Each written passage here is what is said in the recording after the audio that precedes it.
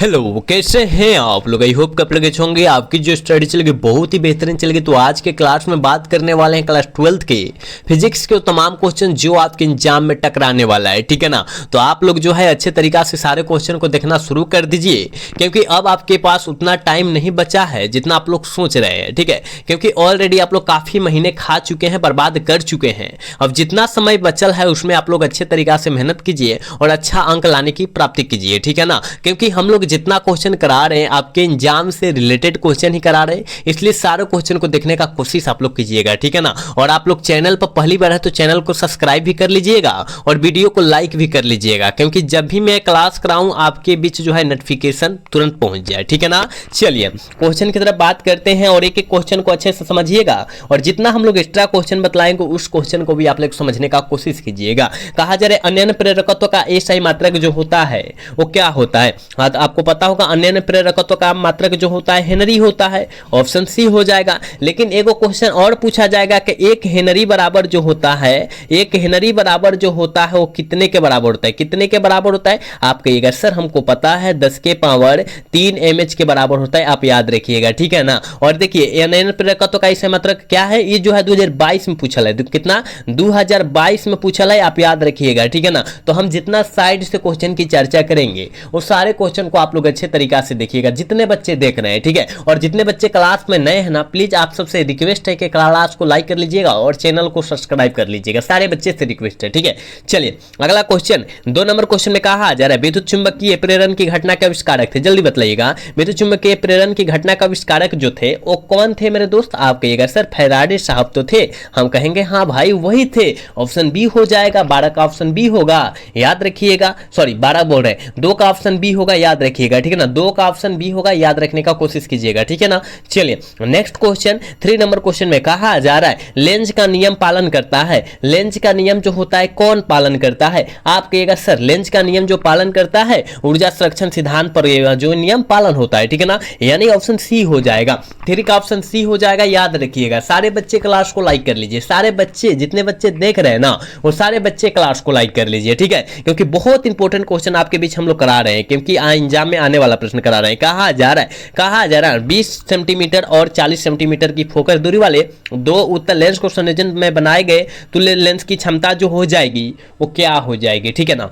तुल्य लेंस की क्षमता पूछा जा रहा है, तो आप कहिएगा सर P1 यहाँ पर, यहाँ फोकस मतलब F1 का मान भी दे दिया है 20, F2 के भी मान दे दिया है क्या -40, तो घटाना लीजिए F में से F1 minus F2 minus F1 घटाइए ना, F1 घटाइए ना, आपका आंसर तो तुरंत निकल कर चला आ जाएगा, ठीक है ना। तो आप याद रख लीजिएगा, इसी पर निकालिएगा और यहाँ क्या करें क्षमता यानी P बराबर निकाल लीजिएगा, P बराबर निकाल लीजिएगा, जितना आएगा उतना निकाल लीजिएगा, उतना आंसर आ जाएगा आपके भी, ठीक है ना। तो जितना निकल के आएगा कितना आएगा तो प्लस 2.5 डायऑप्टर आएगा, क्योंकि यहाँ किसको जोड़ा जा रहा है, लेंसों को संयोजन में जोड़ा जा रहा है, और ठीक है ना, इसलिए जो हो जाएगा प्लस में आएगा, ठीक। ऑप्शन जो हो जाएगा सी होगा, याद रखिएगा। चलिए अगला क्वेश्चन 5 नंबर क्वेश्चन में कहा जा रहा है प्रकाश वर्ष की मान बराबर होता है, प्रकाश वर्ष की मान जो होता है किसके बराबर होता है, जल्दी बतलाइएगा। आप कहिएगा सर हमको पता है 9.46 गुने 10 के पावर 15 मीटर के बराबर होता है, 15 मीटर के बराबर होता है, आप याद रखिएगा। यानी ऑप्शन ए हो जाएगा, 5 का ऑप्शन ए होगा,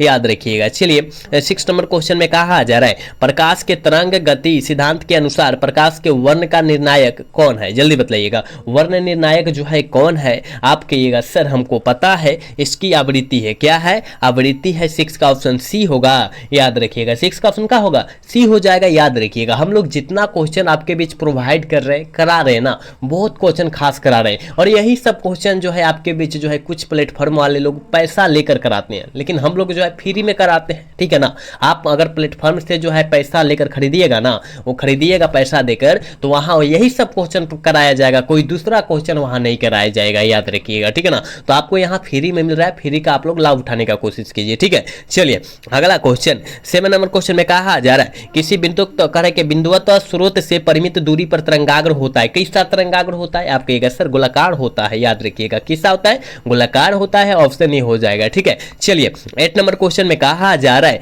पूर्ण आंतरिक परिवर्तन की स्थिति में परिवर्तन गुणांक का मान होगा, परिवर्तन गुणांक का मान कितना हो जाएगा, क्या हो जाएगा, जल्दी बतलाइएगा। कहिएगा सर परिवर्तन गुणांक का मान जो होता है है 1 होता है, ऑप्शन बी सही होगा, 8 का ऑप्शन बी होगा, याद रखिएगा। ठीक है, चलिए 9 नंबर क्वेश्चन में कहा जा रहा है निम्नलिखित में से किसका अपर्तनांक सबसे अधिक होता है। किसका अपर्तनांक जो होता है सबसे अधिक होता है, तो हीरा का अपर्तनांक सबसे अधिक होता है। कितना होता है कहिएगा, कितना होता है, क्या अधिक हो जाता है, 2.42 होता है, सबसे अधिक होता है यही, और सबसे कठोर तत्व यही है ना, धातु यही है ना, कहिएगा जी गुरुजी वही है, याद रखिएगा आप लोग। ठीक है, चलिए नेक्स्ट क्वेश्चन 10 नंबर क्वेश्चन में कहा जा रहा है दो उत्तल लेंस परस्पर संपर्क में रखे गए हैं तो समतुल्य लेंस की समतुल्य लेंस जो हो जाएगा क्या हो जाएगा। ठीक है, समतुल्य लेंस क्या हो जाएगा, कहिएगा सर हमको पता है कि समतुल्य लेंस जो इसका हो जाएगा वो दोनों उत्तल लेंस हो जाएगा। क्या होगा, दोनों उत्तल लेंस हो जाएगा, यानी ऑप्शन ए हो जाएगा, 10 का ऑप्शन ए होगा, याद रखिएगा। 11 नंबर क्वेश्चन में कहा जा रहा है एक लेंस की फोकस दूरी 20 cm है तो इसकी क्षमता क्या हो जाएगी, P बराबर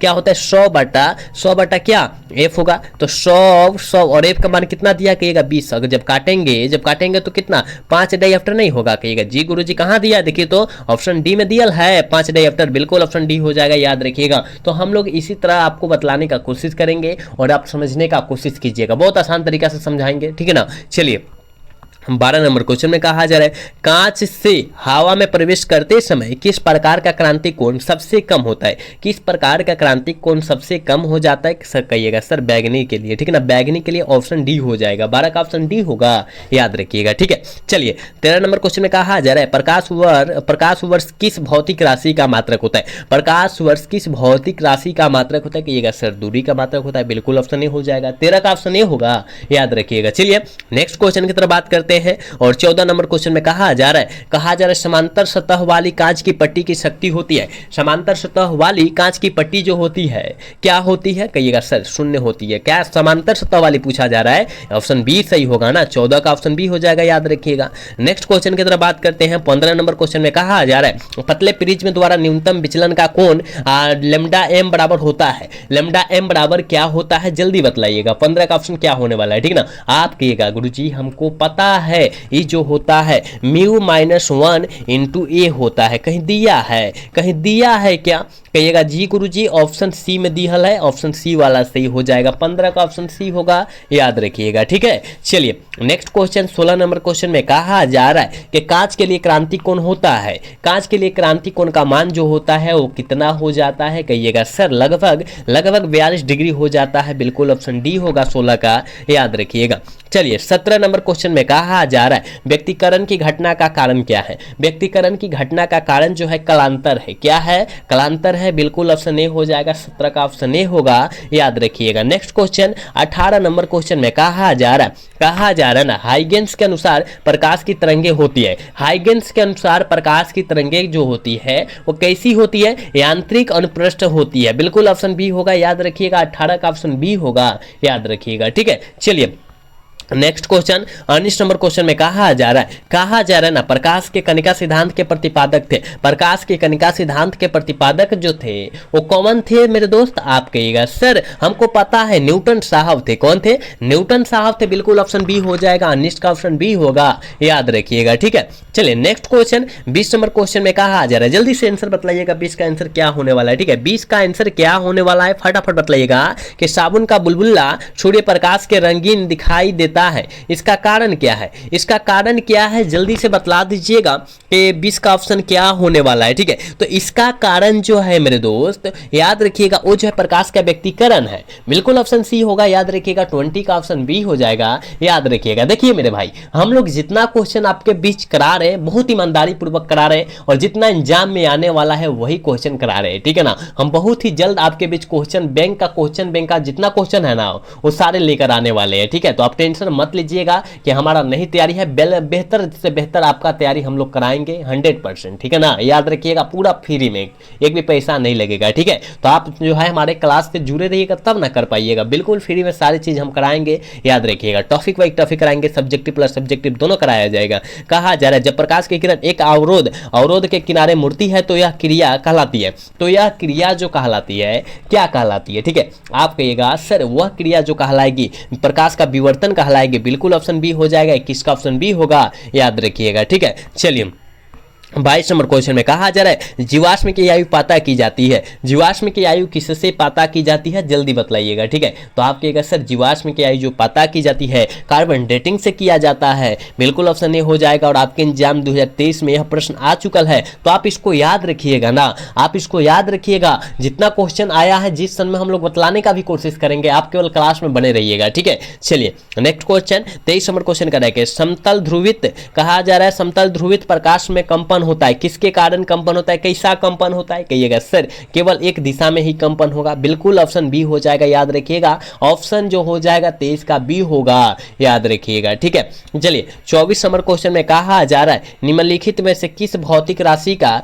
पुनर्विवर्धन प्रकाश का व्यक्तीकरण से होता है। प्रकाश का व्यक्तीकरण से होता है, जल्दी से बतला दीजिए। तो कहिएगा तीव्रता का जो होता है प्रकाश के पूर्ण व्यक्तीकरण से होता है। बिल्कुल ऑप्शन बी होगा, 24 का ऑप्शन बी होगा, याद रख लीजिएगा, ठीक है। चलिए नेक्स्ट क्वेश्चन 25 नंबर क्वेश्चन में कहा जा रहा है फोटो इलेक्ट्रिक प्रभाव के प्रकाश का विद्युत स्वतंत्रता, विद्युत धारा का स्वतंत्रता जो होता है वो कैसा होता है। आप कहिएगा सर, आप कहिएगा ना आपतित प्रकाश की आवृत्ति से होता है। बिल्कुल ऑप्शन डी में दिया है, ऑप्शन डी वाला सही होगा, 25 का ऑप्शन डी हो जाएगा, याद रखिएगा। और अभी तक मेरे क्लास को जितने बच्चे देख रहे हैं और क्लास को लाइक नहीं किए, सारे बच्चे से रिक्वेस्ट है कि आप लोग क्लास को लाइक कर लीजिए मेरे भाई, क्योंकि आप सभी के लिए हम लोग काफी ज्यादा मेहनत करते हैं, लेकिन आप लोग जो है क्लास को लाइक नहीं करते हैं, मजा नहीं आता है क्लास कराने में, ठीक है ना। तो सारे बच्चे क्लास को लाइक कर लीजिएगा। चलिए नेक्स्ट क्वेश्चन 26 नंबर क्वेश्चन में कहा जा रहा है एक ही तरंग के इलेक्ट्रॉन तथा फोटोन की कौन सी भौतिक राशि समान होती है। कौन सी भौतिक राशि जो होती है वो समान होती है, तो संवेग होता है। क्या संवेग जो होता है ना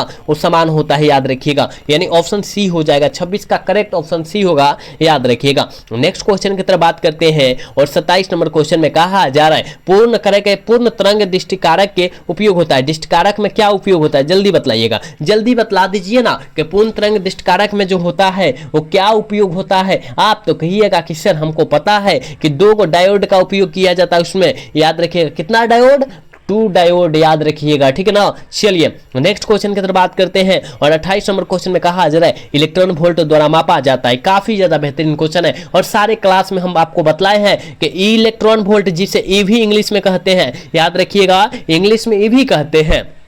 तो इलेक्ट्रॉन वोल्ट द्वारा क्या मापा जाता है, तो ऊर्जा को मापा जाता है। हमने सारे क्लास में यह क्वेश्चन इंक्लूड किया गया है, क्योंकि आपके एग्जाम में 100% आने का चांसेस बहुत ज्यादा है, इसलिए हम इनको जो है इंक्लूड कर दिया है, ठीक है। आप याद रखिएगा इसको, ठीक है। चलिए नेक्स्ट क्वेश्चन की तरफ बात करते हैं। कहा जा रहा है प्रकाश विद्युत सेल, प्रकाश विद्युत सेल क्या है। आप कहिएगा सर प्रकाश विद्युत सेल प्रकाश के विद्युत में बदल देता है। प्रकाश को क्या में बदल देगा, विद्युत में बदल देगा, ठीक है ना। यानी कहने का मतलब प्रकाश विद्युत सेल जो होता है विद्युत ऊर्जा को जो है प्रकाश में परिवर्तित कर देता है, बदल देता है, यानी ऑप्शन बी में दिया है, ऑप्शन बी वाला सही हो जाएगा। 29 का ऑप्शन बी होगा, याद रखिएगा, ठीक है।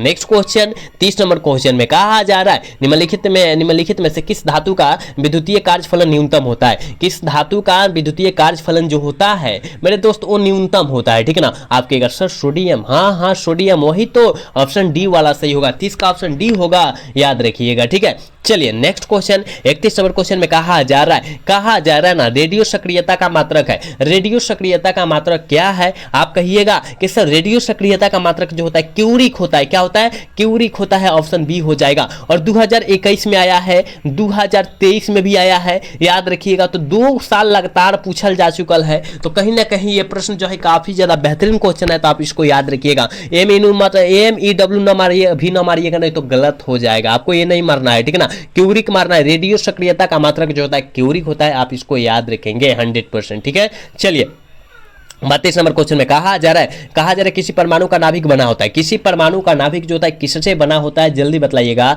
आप कहिएगा सर फोटोन और न्यूट्रॉन से बनता है। किससे बना होता है, किसी परमाणु का नाभिक जो होता है फोटोन और न्यूट्रॉन से बना होता है, यानी ऑप्शन डी में दिया है, ऑप्शन डी वाला सही हो जाएगा, ठीक है। चलिए नेक्स्ट क्वेश्चन 33 नंबर क्वेश्चन में कहा जा रहा है रीडवर्ग नियतांक का मात्रक है। रीडवर्ग नियतांक का मात्रक जो है क्या है, आप कहिएगा सर रीडवर्ग नियतांक का मात्रक जो होता है मीटर इनवर्स इनवर्स होता है। क्या होता है? मीटर इनवर्स होता है। बिल्कुल ऑप्शन ए हो जाएगा, 33 का ऑप्शन ए होगा, याद रखिएगा, ठीक है ना। चलिए 34 नंबर क्वेश्चन में कहा जा रहा है नाभिक का त्रिज्या की कोटि होती है। नाभिक की त्रिज्या की कोटि जो होती है क्या होती है? कहिएगा सर नाभिक की त्रिज्या की कोटि हमको पता है कि 10 के पावर -15 मीटर होता है। कहीं दिया है देखिए तो कहिएगा हाँ सर ऑप्शन बी में दिया है, ऑप्शन बी वाला सही होगा, 35 का ऑप्शन बी होगा, याद रखिएगा। और आज के क्लास के लास्ट क्वेश्चन है और 35 नंबर क्वेश्चन में कहा जा रहा है ना हाइड्रोजन स्पेक्ट्रम में जब संक्रमण की किसी ऊंचाई कक्ष से दूसरी कक्षा में होता है तो प्राप्त होता है। क्या प्राप्त होता है? कह रहा है स्पेक्ट्रम में जब संक्रमण किसी उच्च